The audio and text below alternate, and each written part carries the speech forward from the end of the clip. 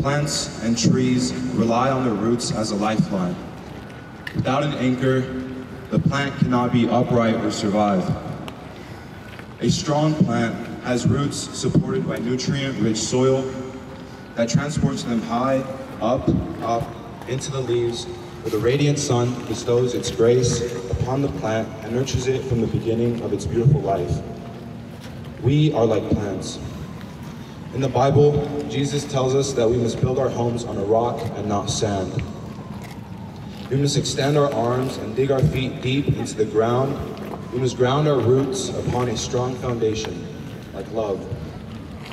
Projecting love is seen as a radical act of kindness, but I ask, how is it against the grain of society to be more human? It's not easy to understand myself or my faith, but through my roots I can get a clearer picture. My immigrant father was a hard worker. I'd only see him at the end of the day, usually covered in dust and dirt. His stinky, smelly armpits and sticky skin never stopped me from giving him a hug. To spend more time with him, my brother and I decided to become his employees. Not the most ideal father-son bonding, but beggars can't be choosers, he'd say. As a landscaper, you must avoid the sun as much as possible.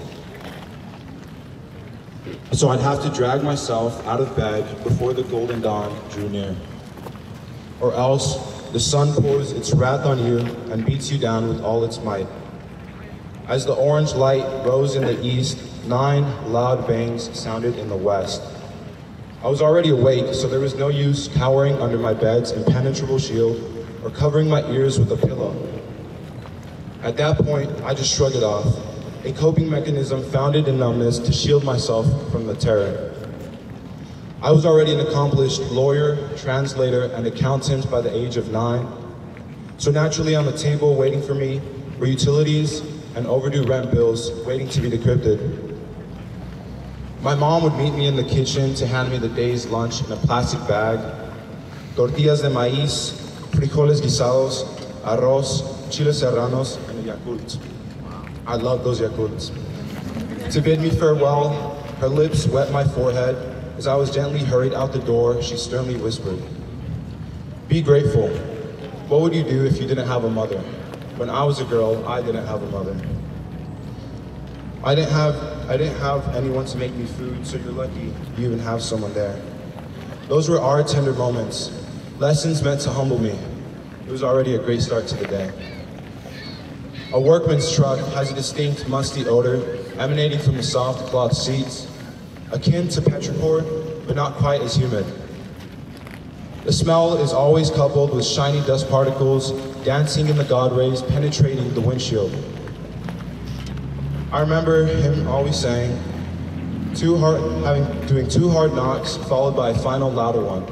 "Hello, Jose's tree trimming services." The jobs were always done in a quick fashion because my dad loved reminding me that we were not paid hourly, a gentle reminder against laziness. To cool off, I sank my face into the clear blue water to gaze at the monsoon's muck clinging to the base of the pool. The pool's azure teeth smiled at me, inviting me in, but I had to resist. While my father was around, I tried my best to pretend not to see it. He sculpted and tended to the foliage, while my brother and I played quietly. Sometimes, as our parents worked in the summer heat, but my brother and I were once told that we were welcome to go in the pool, to swim. We never would though. It was not in us. I remember on one special day, our wages were withheld. As an immigrant, my father's say couldn't hold a candle to the middle-aged white man's. Even though I'm as much a citizen as him, I also found myself cowering before the man's threats. We were helpless and went home penniless. The ride home was silent. Despite spending days inside of some people's dream homes, I still had to sleep in a box at the bottom of a hill of towering piles of trash that touched the sky. A 450 square foot apartment can get pretty cramped with 4 people. It wasn't all bad because while doing homework, under the blue light of my phone screen, I was kept company by the near inch-long German roaches, flea-infested rats and plump-filled bedbugs, Now and then, I had to douse my air mattress with 91% isopropyl alcohol to exterminate them. I miss you, Dad. The last time I felt your warm embrace was in a bright white room. Your orange jumpsuit was the only color there. You were deported before my high school career even began, and after your death last year, I blamed you. I'm sorry because as a kid, I couldn't recognize your demons of mental health and depression from the alcohol you were fighting. I wish you could see me now. I'm proud of you and Mom. Dad, you continue to shine like gold in my heart.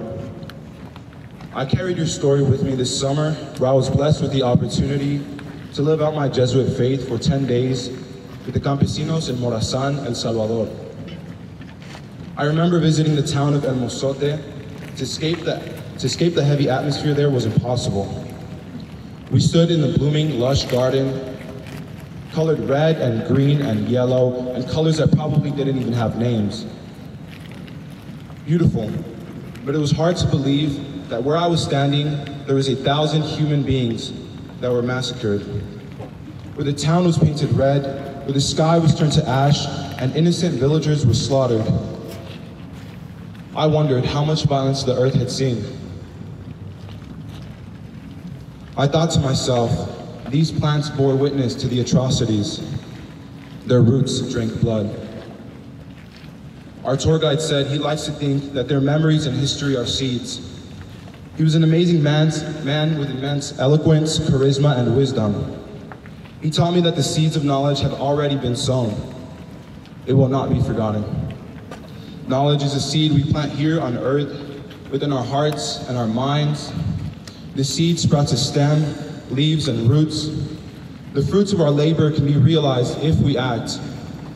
Though stars in the sky are clouded by a hazy veil, and thunderous storms rattle our bones, and though the moon's light tucks away, leaving darkness, remember, the sun will come out. Now I use my story to be an advocate in solidarity with the marginalized.